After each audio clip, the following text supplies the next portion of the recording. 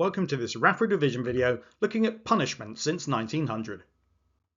Firstly, and this is going to take up quite a bit of the video, we're going to consider the abolition of the death penalty.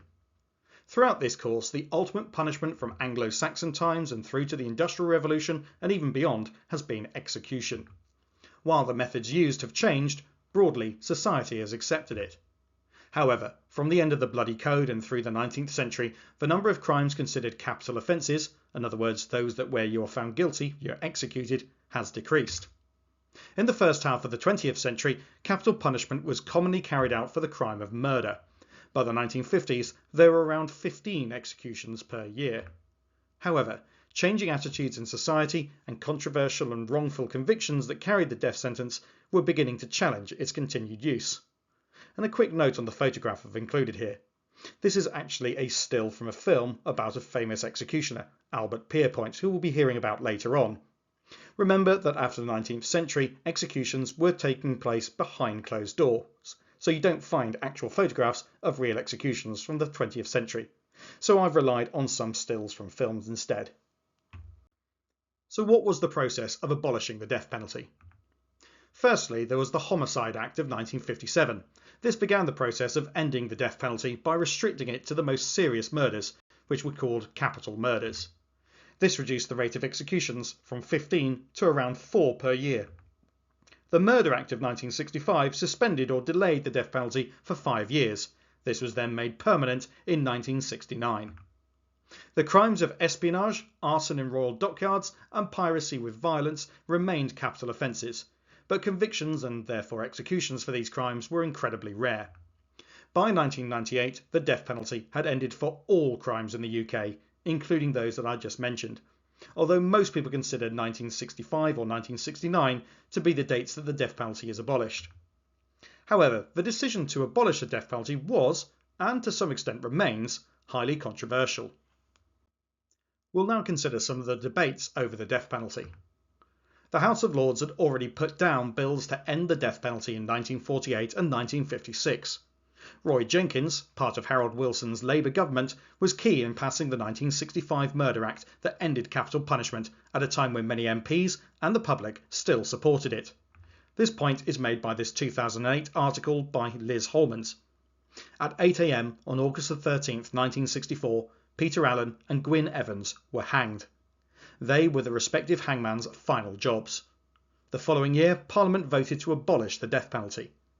This reform is often seen as emblematic of the 1960s, part of the shift towards a more permissive society, in other words where people had more freedoms and people were more accepting. However, the abolition of capital punishment did not reflect any sea change in public opinion, which remained firmly opposed to abolition. In other words, most people actually supported the death penalty still. For abolitionists, the vote had nothing to do with any permissive society. It was the successful end of a long campaign. However, there had also been some controversial executions in the 1950s, which has some impact on shifting opinion. Take the example of Timothy Evans. He was hanged in 1950. He was a man with learning difficulties, and he was hanged for murdering his wife and baby. Later, it was proved that Evans died innocent, the murders being perpetrated by serial killer John Christie. Derek Bentley was hanged in 1953 for the murder of a police officer, despite not firing the gun, and despite, like Evans, having learning difficulties. This is a case that I'll do a whole video on at a later date. And Ruth Ellis in 1955 was hanged for the murder of her abusive partner. She had been attacked by her boyfriend, causing a miscarriage. Her death had left her 10-year-old son orphaned. 50,000 signatories to a petition failed to change the mind of the Home Secretary. One slight piece of irony is that all of these cases, including serial killer John Christie, had been hanged by the same hangman, a very famous hangman and one of the last in Britain, although not the one who carried out the last execution. His name? Albert Pierpoint.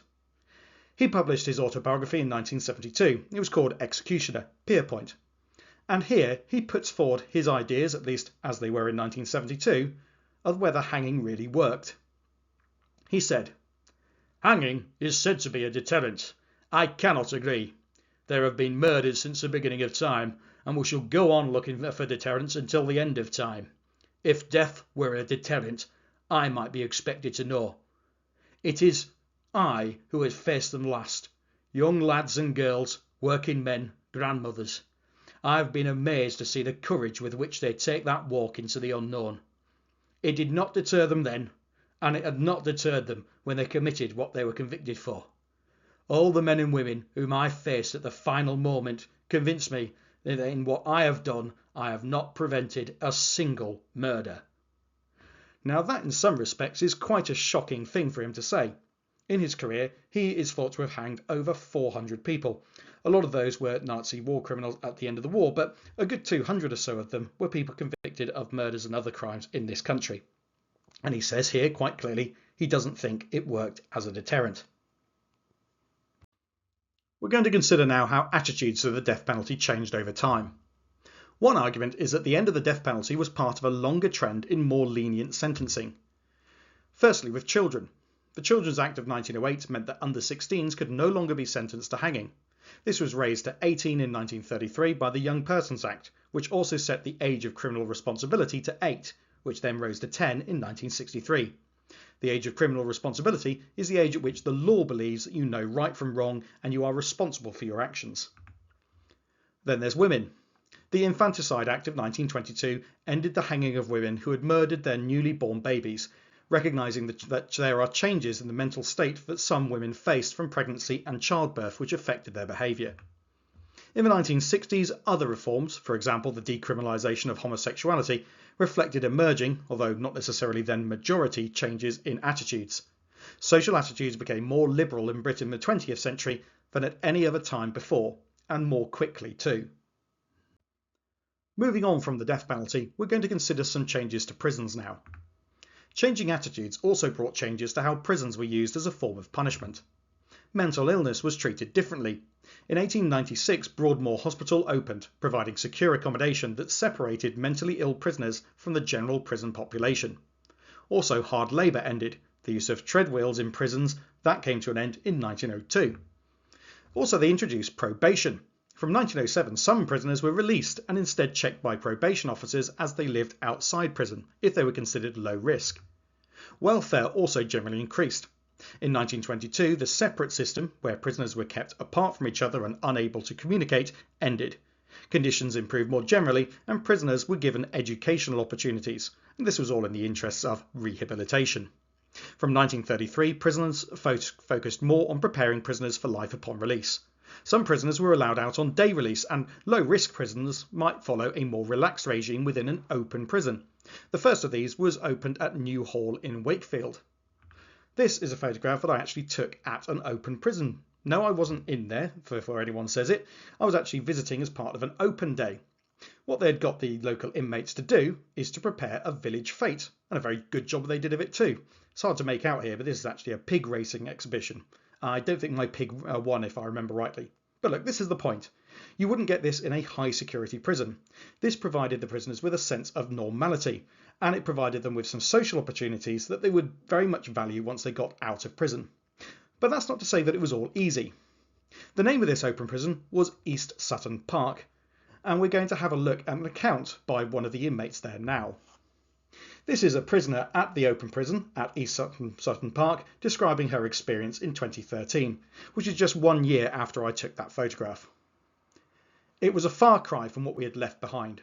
Even so, I was astonished to discover that Friday night was karaoke night in the pool room between 8:30 and 10:30, which I went to on my first night. Saturday night was bingo night, for which you had to pay a fee of 50p, and bedtime was 11 p.m. on weekdays and midnight on weekends. The right-wing call for tougher regimes forgets one fact.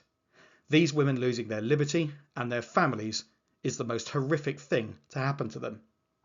So the point being made here is that while this does sound very relaxed and very lenient, there is still a real element of punishment here. Another change affected young offenders. We're going to consider now Borstals. Over the course of the 20th century, the treatment of young people who were sentenced for breaking the law has changed. Borstals were prisons for boys that were intended to educate as well as punish inmates at the same time. The first opened at the village of Borstal in Kent in 1902, and that's where the name comes from. The 1908 Prevention of Crime Act extended the Borstal system nationwide. They separated younger inmates from the influence of older criminals, and they had a strong focus on discipline, exercise and education. Though conditions were undoubtedly brutal and tough at times, especially by modern standards, the focus on rehabilitation perhaps reduced reoffending rates to 30% in the 1930s, half the level that we see today. Borstals were replaced by youth custody centres by the 1982 Criminal Justice Act. But we now try to avoid sending people to prison where possible. Today there is a focus on alternatives to prison, and we're going to consider some of those now. Compared to the 19th century, alternatives to prison were often sought. More people believe that prisoners should have a chance to change and not just be punished. Antisocial behaviour orders, or ASBOs, are court orders that restrict a person's freedoms where they have repeatedly behaved in an antisocial way. This might include restrictions on where they can go and who they can meet. Community service is supervised work carried out unpaid to improve the community, a form of payback for minor offences. And restorative justice provides an opportunity for criminals to meet victims of their crime or relatives of victims to help them understand the impact of their offences and hopefully convince them not to do it again. Drug and alcohol treatment programmes aim to move people away from drugs and alcohol that might have contributed to their law-breaking. This tries to avoid patterns of criminal behaviour made worse by drug use and alcohol.